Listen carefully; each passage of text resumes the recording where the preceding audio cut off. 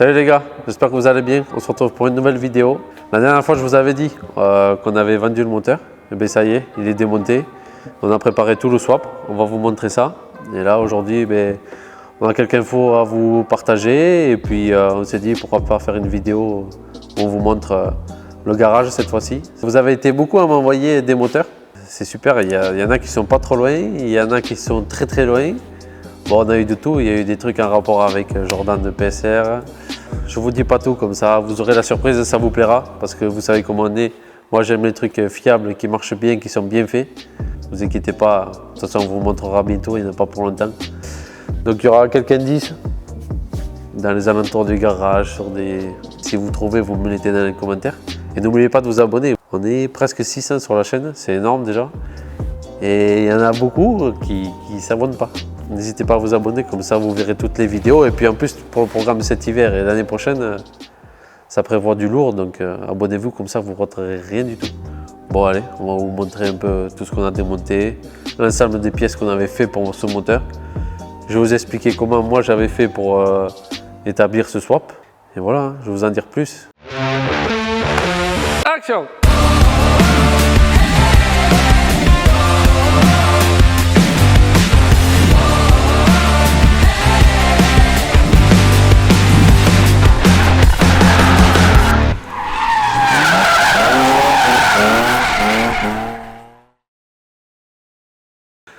Bon, déjà on va commencer par ce qui se voit le plus. Hein. Vous voyez là, on a rétabli tout le swap entier, c'est-à-dire tout ce que je vends. Là, c'est vraiment tout ce qui part.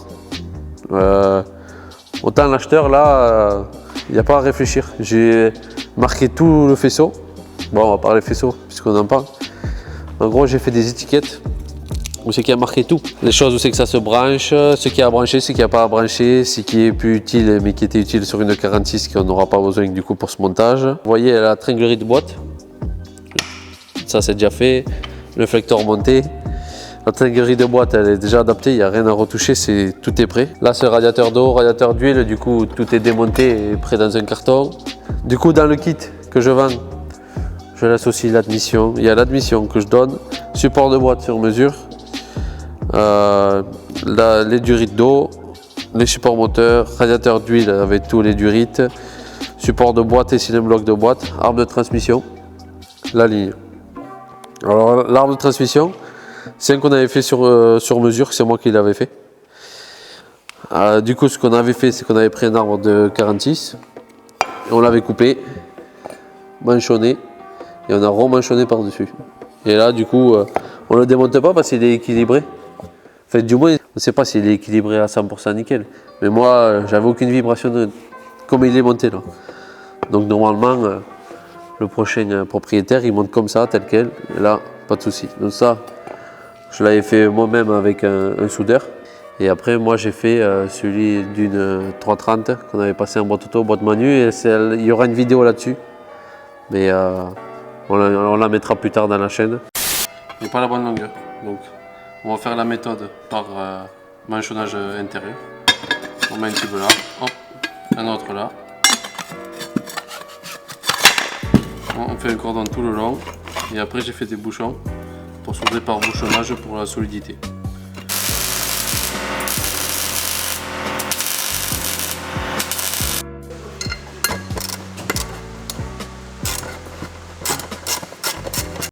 Et on l'a fait aussi. Et on a fait à peu près la même technique, manchonné par-dessus et dedans. Et pas de souci, ça ne tremble pas ni rien. Donc à chaque fois on a eu du bol. Mais peut-être que le prochain on fera faire peut-être par Avignon transmission, un arbre de transmission parce qu'on sait qu'on sera quand même autour des 400, 600 chevaux ou un truc comme ça. Donc, mais là en tout cas, sur ce montage, il n'y avait pas de problème. Ensuite, la ligne. Bon, la ligne double sortie comme je voulais moi. Mais sur les coudes 90. Voilà, c'est une nouvelle réglementation du CFD. Donc en fait, il faut qu'on crache vers le bas. Au niveau du bruit, ça change. Et puis il n'y a pas de vapeur d'essence qui partent. Il y en a qui mettent le réservoir un peu plus loin. Donc du coup, des fois, ça peut prendre feu. Du coup, maintenant, vers le bas. C'est pour ça que je l'avais fait. Je l'avais fait en début d'année, moi. Quand j'avais participé au Val d'Argenton à la première course, en haut de Carme. Du coup, ouais, j'avais deux échappements qui partaient comme ça sur l'arrière. Je vous mettrai une photo. Ensuite, on avait fait 2 tubes qui partaient, qui rejoignaient un X, qui se rejoignait après, juste avant les silencieux. Cette ligne, je l'ai faite avec un copain à moi. C'est Bob Chala. C'est celui qui avait fait la Cappuccino qui driftait au CFD en 2018-2019. Elle était connue, c'était une Cappuccino rouge avec un moteur de GSXR. Et en fait, c'est un très bon copain à moi, on est resté en contact et quand je lui ai parlé du swap à l'époque, il m'a dit « Je veux t'aider, je veux qu'on fasse la ligne ensemble ». Et du coup, j'étais parti chez lui et on avait fait cette ligne sur mesure et franchement, on avait même modifié les collecteurs. Là aussi, c'était un gros point dur parce qu'il fallait que ça passe. Du coup, le premier, il est coupé là, et tout ça, c'est réajusté. Et le deuxième, il est coupé à rapport. Et avec les V-bands et tout, ça passe nickel dans le châssis. On sait qu'on l'avait fait en sorte que ce soit démontable. Gros travail sur la ligne. Pour ce swap, c'était un des trucs les plus compliqués.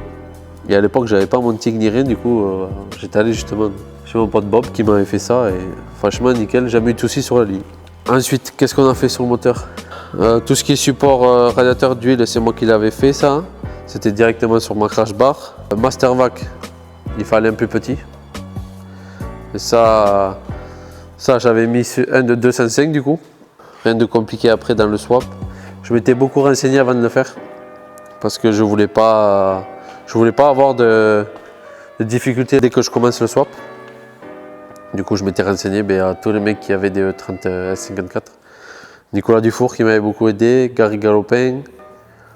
Axel Salomon aussi, tous les mecs qui en avaient, je m'étais renseigné parce que le moteur je l'avais acheté milieu d'année, je l'avais acheté à Paris chez RP Motorsport et du coup moi je voulais absolument commencer le swap mais gagner du temps sur quand je le monte et jamais être bloqué par rapport à je sais pas une difficulté, quel support moteur etc. mettre. Donc du coup je m'étais renseigné sur tout ça, ça m'avait bien facilité le truc. Et la seule partie que moi je voulais modifier beaucoup, c'était mon faisceau parce que j'avais un faisceau d'origine de la caisse, et juste avec un M50B25 à l'époque. Et c'était la partie où c'est qu'à ce moment-là, je voulais alléger le faisceau électrique, en même temps mettre une console au milieu et du coup brancher le swap. C'était mon pote Adri de chez PSR. Il était venu sur Pamir et je lui avais dit putain, tu veux pas me monter le faisceau à Paris?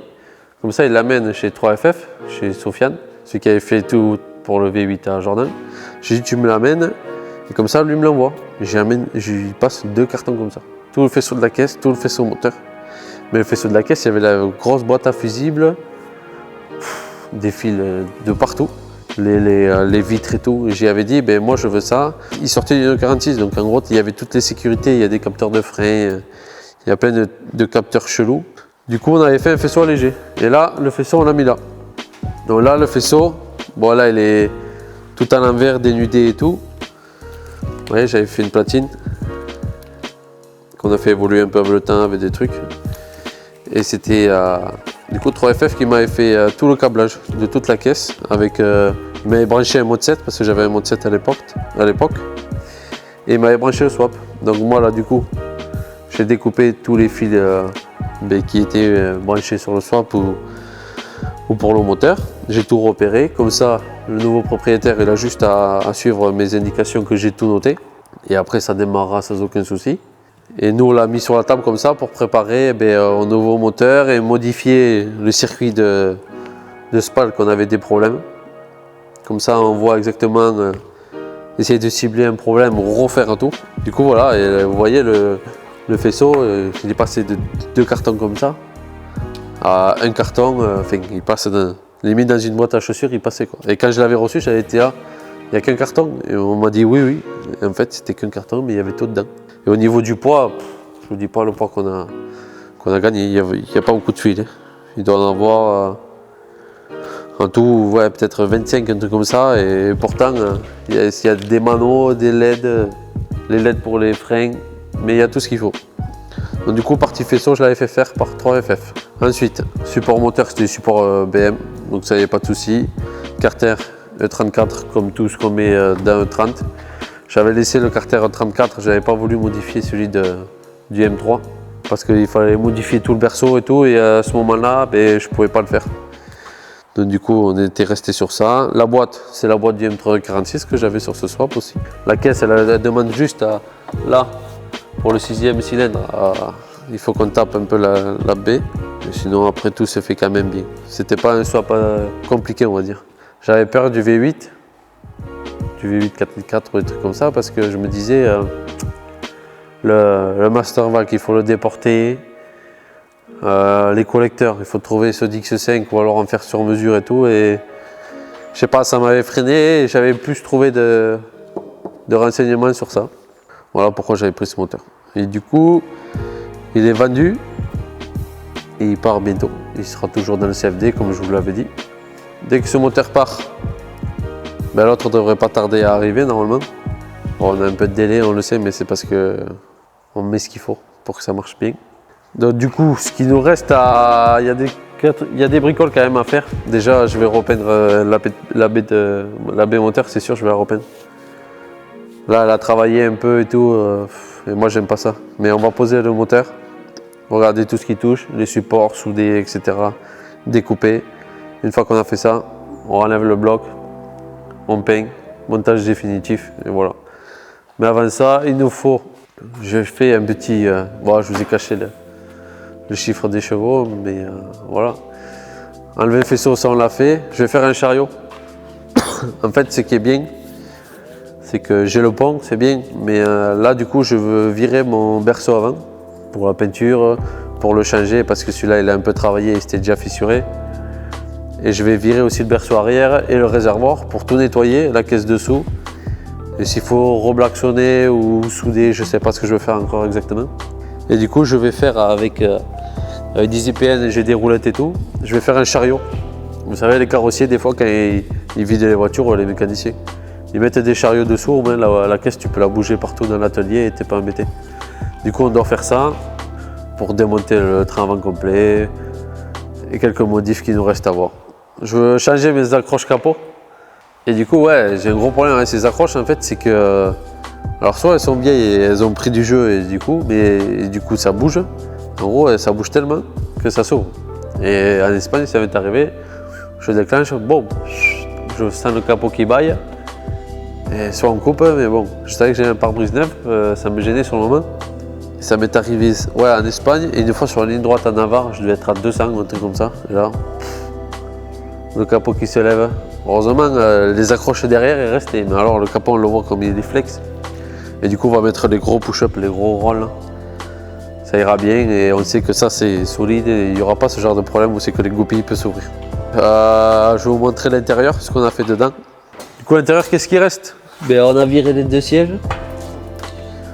Il reste le système de freinage pour les trier. Je suis un double piston.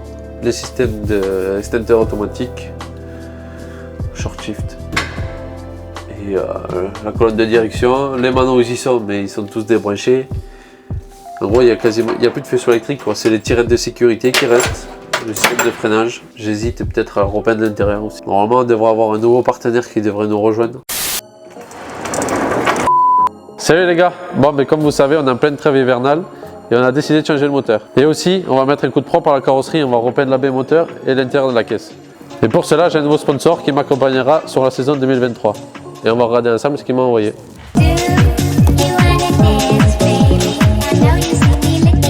C'est Peinture Voiture avec la gamme Icar qui nous accompagnera pour cette saison. Du coup, on est content d'accueillir leur logo sur notre voiture. Pour toutes vos commandes sur le site peinturevoiture.fr, je vous ai obtenu un code promo. Moins 10% sur tout le site avec le code promo PV-Boris10. Merci encore à Peinture Voiture de nous avoir rejoints pour cette année 2023 qui s'annonce lourde. Et je vous dis à très bientôt les gars pour une prochaine vidéo. Du coup, je sais pas, j'hésite. Si jamais, dites-moi en commentaire si ça vous dirait que je le fasse et que je vous le montre. Et quelle couleur, dites-moi tout ça en commentaire. N'oubliez pas de vous abonner encore une fois. Ouais, si vous avez des idées de couleurs, l'arceau, la caisse, je sais pas. Moi j'avais fait gris parce que je m'étais dit ça va avec tout et puis c'est assez rapide.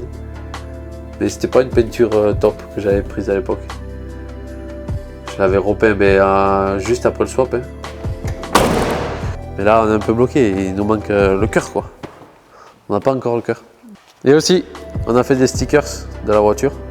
Donc si vous en voulez, vous m'écrivez sur Instagram. Si vous voulez nous soutenir, c'est le moment. Et après, si vous voulez des casquettes, ce modèle-là, vous me dites sur Instagram, je veux une casquette et puis voilà, hein, je vous envoie ça. Niveau roulage, on ne sait pas encore ce qu'on fait. D'abord, on va finir la caisse, monter la caisse comme il faut, proprement et tout. Ouais, ben, c'était une petite vidéo pour vous expliquer un peu le moteur, la façon dont j'avais fait pour faire le swap et vous montrer un peu le garage et la partie mécanique. Donc la suite, qu'est-ce que c'est la suite? Eh bien, lui il part, on commence à récupérer des pièces pour le nouveau moteur. Si vous avez des idées du nouveau moteur encore, pour le moment, tout le monde se rapproche, mais celui qui me trouve le bon, j'envoie un message en privé et j'y envoie un sticker. C'est bon? On fait ça. Mais il faut le bon, la bonne cylindrée et le type de moteur exact. Du coup voilà, je vous laisse de... Qu'est-ce que putain... Bon, comme vous avez vu, des fois je cherche mes mots et tout, c'est trop compliqué. Bon, du coup ça a coupé parce qu'il y avait encore plus de piles dans le micro. Du coup j'en étais où? On fait des vidéos de plus en plus, mais bon, c'est compliqué. Déjà j'ai du mal à articuler de tout le temps. Déjà je parle vite, j'ai un peu l'impression, je veux faire au mieux, je veux pas en dire trop sur le nouveau moteur. Et être naturel, surtout je veux pas être différent, vous me voyez tel que je suis en vrai, dans la vraie vie. N'hésitez pas à vous abonner, à nous rejoindre sur Instagram aussi. Sur Instagram ça m'arrive, le soir je viens. Bon, on a dû changer de micro parce que mon moteur il vient avec 2 piles pourries. Bref. Bon, on se laisse sur ça les gars. Merci beaucoup d'avoir regardé la vidéo. N'hésitez pas à vous abonner, partager, liker et laisser un commentaire si vous avez des idées sur le moteur, sur la peinture de l'intérieur. N'hésitez pas. Je vous dis, de temps en temps, je mets des stories sur Instagram. Ça m'arrive, je viens au garage, boum, je mets des stories. Et du coup, il y a un peu plus de contenu sur Instagram. C'est plus facile, les stories, 24 heures au moins, ça va plus vite. Du coup, voilà, n'hésitez pas à nous rejoindre aussi sur Instagram, me dire si vous voulez des stickers, des casquettes et tout. Vous venez m'écrire sur Instagram.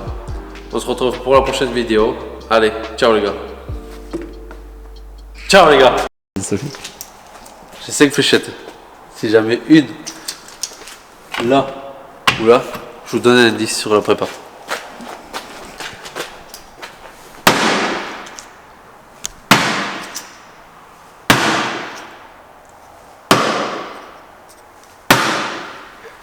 Je mets une boîte de 330D.